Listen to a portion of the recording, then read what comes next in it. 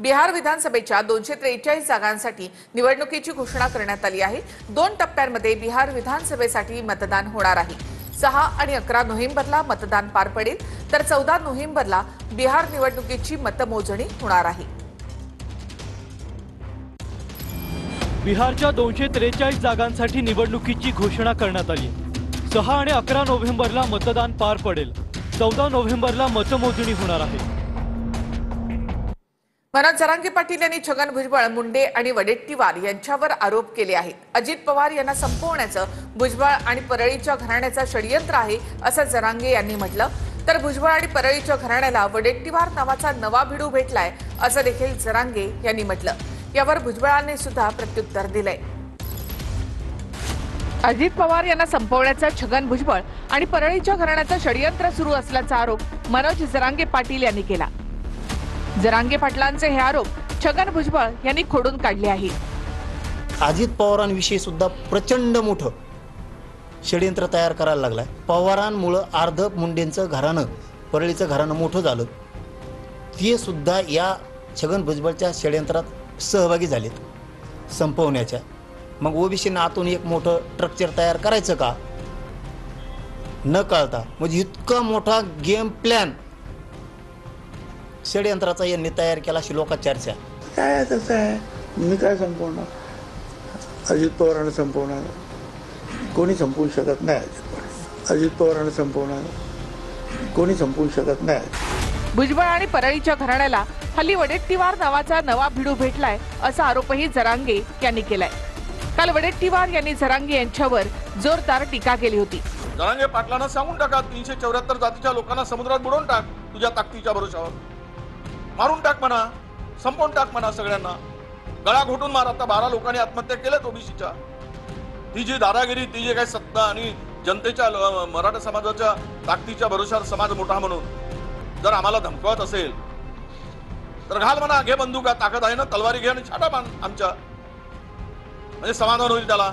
येवल्यावल्याचे शब्द आहेत ते परळीच्या टोळीनं घेतलेत आणि आता नवीन एक भिडू भेटलाय त्यांना, वडेट्टीवार साहेब यांच्या तोंडून ते फक्त ओढून घेतात। काय करेल तो मारूनच टाकेल ना मनोज जरांगे।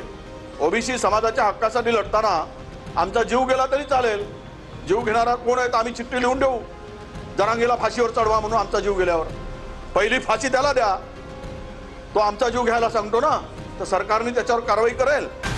जरांगे यांच्या आरोपानंतर भुजबळांनी सुद्धा जरांगेंवर पलटवार केलाय। काय ते जरांगेचं काय, तो त्याचा अभ्यास किती, त्याचं ज्ञान किती। आता वडेट्टीवार आहे ते उघडपणे मला इथे सुद्धा भेटू शकतात ना, आणि त्याच्याबरोबर संगनमत करून आम्ही आमच्या लोकांना त्रास देणार, हे कसं काय? एवढं त्याला डोक्यावर घेतो मला कळत नाही। तो काही मराठ्यांचा लीडर नाही। त्याला माहीत झाला ना मग आपला अभ्यास, बाबा तुला आणखी नाही कळत नाही मग अभ्यास काय कामाचा? मग तू अज्ञान कवर समजतो? बरं मी अज्ञानाची अडाणी आहे, काय करतो आता? जाऊन येतो माझ्या शाळा। सरन्यायाधीश भूषण गवई यांच्यावर एका वकिलाने बूट फेकण्याचा प्रयत्न केला। सनातन धर्माचा अपमान सहन करणार नाही असं म्हणत या वकिलाने हल्ल्याचा प्रयत्न केला। दरम्यान भूषण गवईंनी कारवाई न करण्याचा निर्णय घेतल्यानंतर पोलिसांनी वकिलाला चौकशीनंतर सोडून दिलं। सर्वोच्च न्यायालयात सुनावणी सुरू असताना एका वकिलानं सरन्यायाधीशांना बूट फेकून मारण्याचा प्रयत्न केला। हा वकील बूट काढत असतानाच सुरक्षा रक्षकांनी त्याला पकडलं। हिंदुस्थान सनातन धर्माचा अपमान सहन करणार नाही अशा घोषणा या वकिलानं दिल्या। एका विष्णू मंदिराच्या सुनावणीवेळी सरन्यायाधीशांनी केलेल्या वक्तव्यावर या वकिलानं संताप व्यक्त केला। तुमच्या तक्रारीसाठी भगवान विष्णूकडे जा असं यावेळी सरन्यायाधीश म्हणाले होते।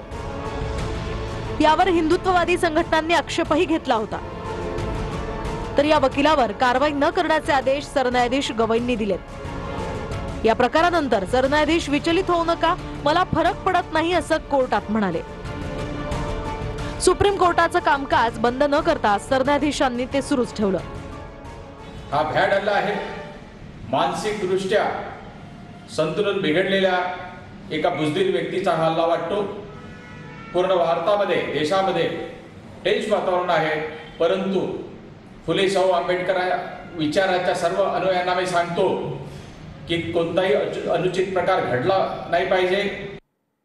आनंदाचा शिधा योजना बंद होण्याची शक्यता आहे. राज्यातील आर्थिक परिस्थितीचा विचार करता योजना कागदावर राहणार असल्याची शक्यता आहे. दिवाळीमध्ये आनंदाचा शिधा वाटपासाठी निधीचा प्रस्ताव देण्यात आला नाही अशी माहिती सूत्रांकडून मिळते.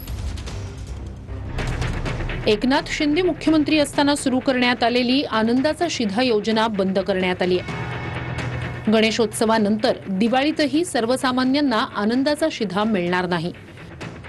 अन्न आणि नागरी पुरवठा मंत्री छगन भुजबळ यांनी ही माहिती दिली आहे. आनंदाचा शिधा योजनेसाठी यावेळी निधी देणं शक्य नसल्याचं अर्थ खात्यानं सांगितल्याचं भुजबळ म्हणाले.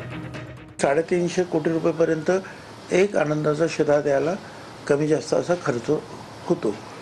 परंतु यावेळेला फायनान्सने ठरवलं की जरा या बाकीच्या सगळ्या गोष्टी पाहता अशक्य होणार नाही.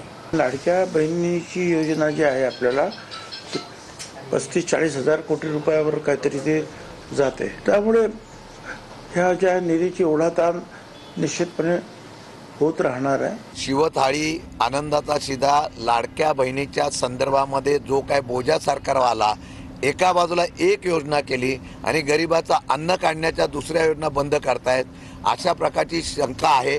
परंतु ती योजना माजी मुख्यमंत्री एकनाथजी शिंदे यांनी दिल्यामुळे ती कदाचित बंद करण्याचा निर्णय झाला असेल असं मला वाटतं.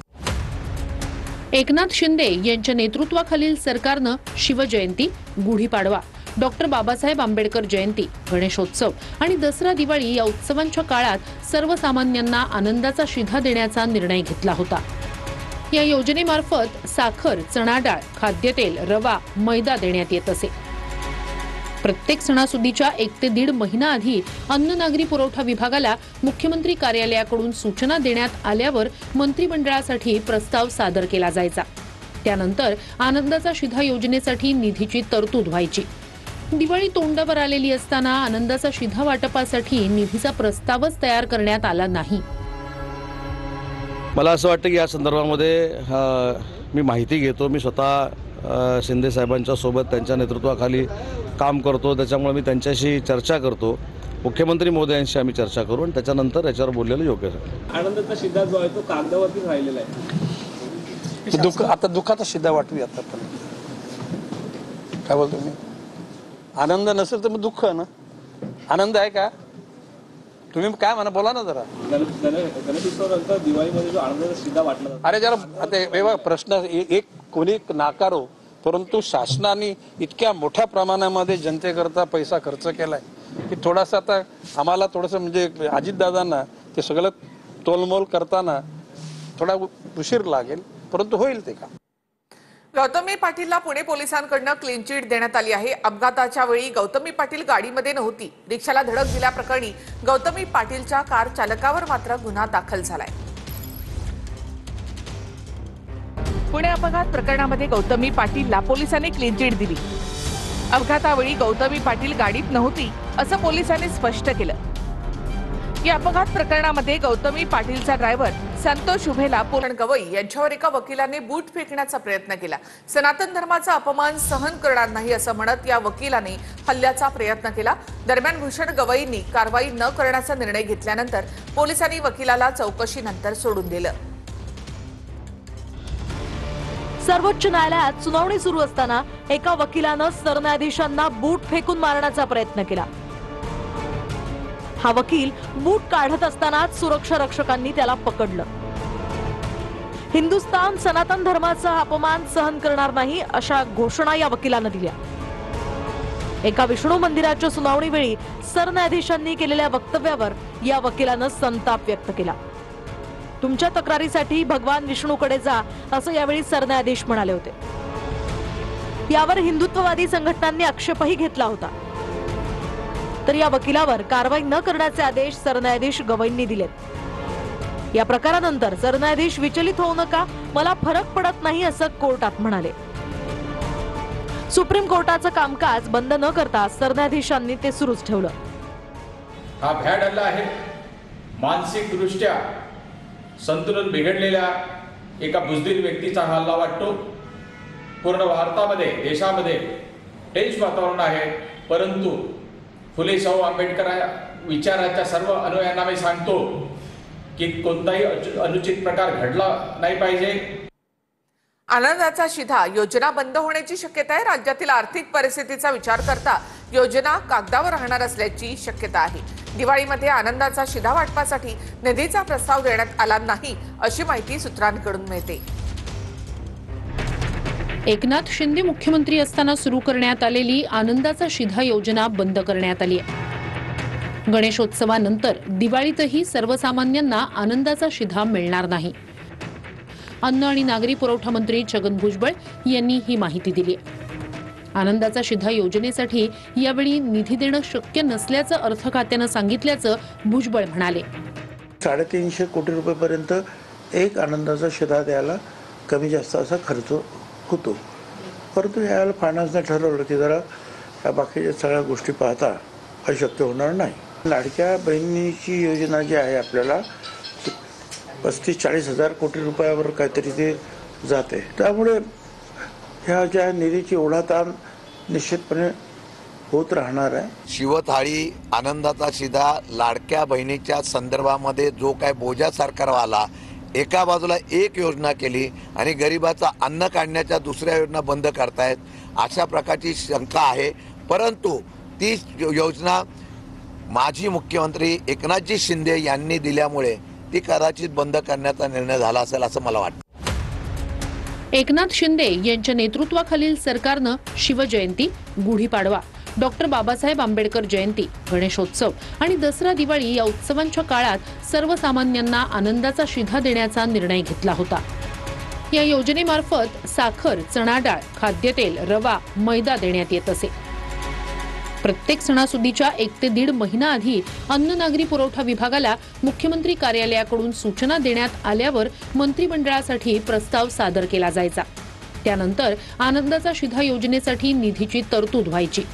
दिवाळी तोंडावर आलेली असताना आनंदाचा शिधा वाटपासाठी निधीचा प्रस्तावच तयार करण्यात आला नाही. मला असं वाटतं की या संदर्भामध्ये मी माहिती घेतो. मी स्वतः शिंदे साहेबांच्या सोबत त्यांच्या नेतृत्वाखाली काम करतो. त्याच्यामुळे मी त्यांच्याशी चर्चा करतो. मुख्यमंत्री महोदयांशी आम्ही चर्चा करू आणि त्याच्यानंतर याच्यावर बोललेलं योग्य आहे. आनंदाचा शिधा जो आहे तो कागदावरती राहिलेला आहे. आता दुःखाचा शिधा वाटूया. आता पण काय बोलतो मी, आनंद नसेल तर मग दुःख ना. आनंद आहे का? तुम्ही काय म्हणा, बोला ना जरा. गणेशोत्सवानंतर दिवाळीमध्ये जो आनंदाचा शिधा वाटला जातो, अरे जरा आता प्रश्न एक कोणी नाकारो, परंतु शासनाने इतक्या मोठ्या प्रमाणामध्ये जनतेकरता पैसा खर्च केलाय की थोडासा आता आम्हाला थोडंसं म्हणजे अजितदादांना ते सगळं तोलमोल करताना थोडा उशीर लागेल, परंतु होईल ते का. गौतमी पाटीलला पुणे पोलिसांकडून क्लीन चिट देण्यात आली आहे. अपघाताच्या वेळी गौतमी पाटील गाडीमध्ये नव्हती. रिक्षाला धडक दिल्याप्रकरणी गौतमी पाटीलच्या कार चालकावर मात्र गुन्हा दाखल झालाय. पुणे अपघात प्रकरणामध्ये गौतमी पाटीलला पोलिसांनी क्लीन चिट दिली. अपघातावेळी गौतमी पाटील गाडीत नव्हती असं पोलिसांनी स्पष्ट केलं. या अपघात प्रकरणामध्ये गौतमी पाटीलचा ड्रायव्हर संतोष उभेला पोलिसांनी अटक केली आहे.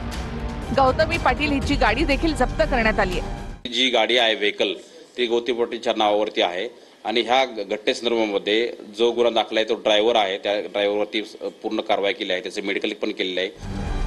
30 सप्टेंबरला पुण्यातल्या वडगाव बुद्रुक परिसरात गौतमी पाटीलच्या गाडीनं एका रिक्षाला जोरदार धडक दिली होती.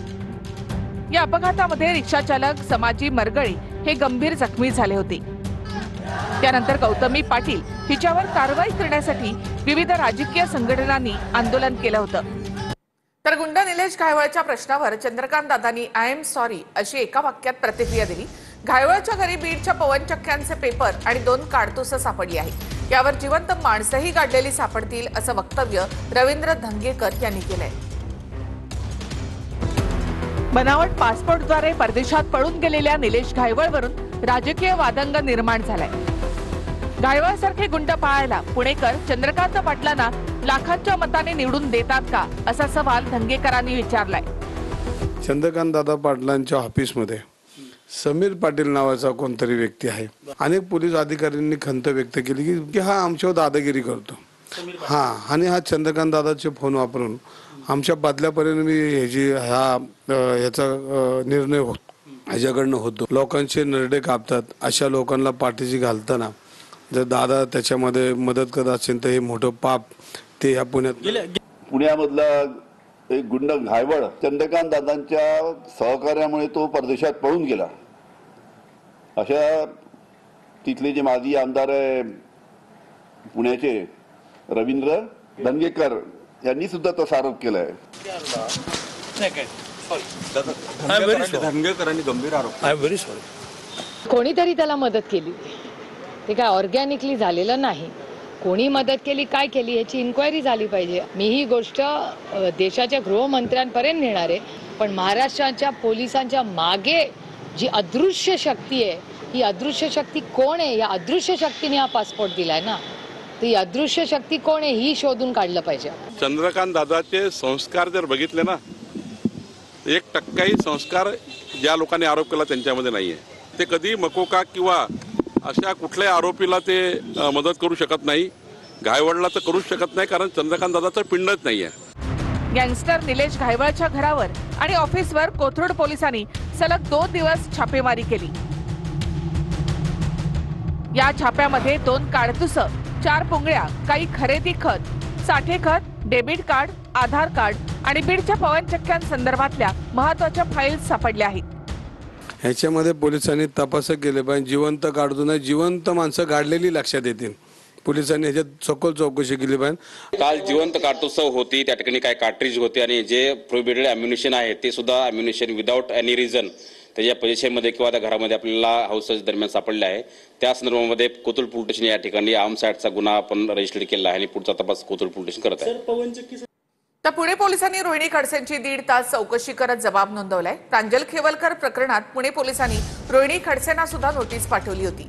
दरम्यान खेवलकरांनी कधी अंमली पदार्थांचं सेवन केलं नाही अशी प्रतिक्रिया रोहिणी खडसेंनी दिली आहे. आमचं आधीपासूनचं सांगणं होतं की डॉक्टर प्रांजल खेवलकर यांनी कधीही अंमली पदार्थांचं सेवन केलेलं नाही आणि त्याच तऱ्हेने आमचं हेही सांगणं होतं की ते निर्दोष आहेत आणि भविष्यात देखील त्यांच्या ह्या केसमधून ते आरामात आणि न्यायालयाच्या लढाईमध्ये आम्ही आमचा विषय जो मांडणार आहे त्यातनं ते बाहेर पडतील हा आम्हाला विश्वास आहे. राज आणि उद्धव ठाकरे यांच्यामध्ये 5 पालिकांवर एकमत झाल्याचं संजय राऊत म्हणाले. मुंबई, ठाणे, केडीएमसी, पुणे, नाशिक पालिकेवर चर्चा झाल्याचं देखील राऊतांनी म्हटलंय.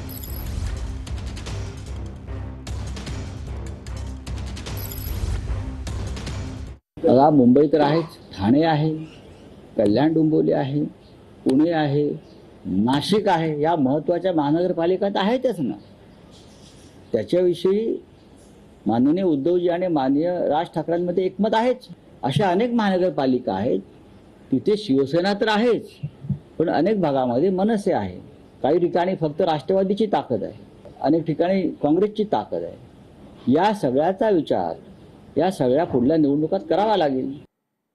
पंतप्रधान नरेंद्र मोदी 8 आणि 9 ऑक्टोबरला मुंबईच्या दौऱ्यावर येणार आहेत.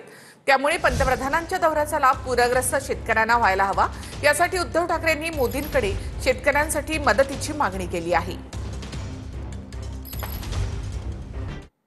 नारायण राणेंनी मुख्यमंत्री फडणवीसांची भेट घेतली आहे. सह्याद्री अतिथीगृहामध्ये मुख्यमंत्री फडणवीस आणि नारायण राणे यांची भेट झाली. नारायण राणेंनी मुख्यमंत्र्यांकडे राजन तेली यांची तक्रार केल्याची देखील शक्यता आहे. तर सिंधुदुर्ग जिल्हा बँकेत कर्ज घोटाळ्यांचे सूत्रधार नितेश राणे आहेत असा आरोप राजन तेली यांनी केला आहे. ही कंपनी तिथं मनी देवी डायरेक्टर आहे. हे पावलं नितेश राणेचं आहे. नितेश राणे पालकमंत्री यांच्या मार्गदर्शनाखाली बॅग चालली आहे. याचे सगळ्याचे मागे ते आहेत. राजकीय सुडाने मला अडकवण्यासाठी हे केलं. मला काही फरक नाही. मी आज 9 कोटी 22 लाख रुपये जे भरायचे होते ते भरते या ठिकाणी भरलेत. अशा प्रकारचे जे भूमाफी आहेत हे आज या पालकमंत्री नितेश राणेंचे बोर्ड लावतात सगळ्या ठिकाणी. या सगळ्या गोष्टीची चौकशी व्हायला पाहिजे आणि योग्य तो न्याय मिळायला पाहिजे. आज जवळजवळ 900 कोटी रुपये साखर कारखान्यांचे दिलेत. त्यातले काही कारखाने बंद आहेत, काही कारखाने चालू नाहीत. त्यांची आर्थिक काय कुठलं त्या ठिकाणी बघितलं गेलेलं नाही आणि